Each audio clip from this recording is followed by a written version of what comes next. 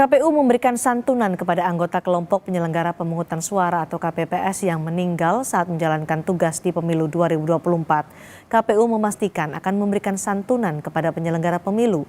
Berdasar surat Menteri Keuangan, jumlah santunan telah diatur sebesar 36 juta dan 10 juta rupiah untuk bantuan biaya pemakaman. Pemberian santunan kecelakaan kerja yang meninggal dunia bagi penyelenggara ad hoc pemilu ini diatur oleh PKPU nomor 8 tahun 2022 dan nomor 59 tahun 2023. Berdasarkan surat dari Kementerian Keuangan yang terbit di tahun 2022, ya pada waktu itu bulan Agustus, itu dijelaskan apabila ada badan ad hoc wafat, ya itu akan diberikan tunjangan sebesar 36 juta dan biaya pemakaman sebesar 10 juta.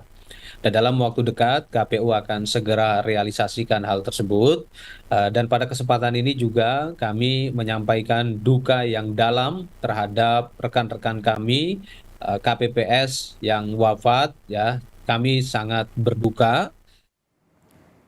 Data KPU per 16 Februari pukul 18 waktu Indonesia Barat, ada 35 orang yang meninggal ketika bertugas pemilu 2024. Rinciannya, 23 orang petugas KPPS, 3 orang panitia pemungutan suara, dan 9 orang petugas perlindungan masyarakat atau Linmas.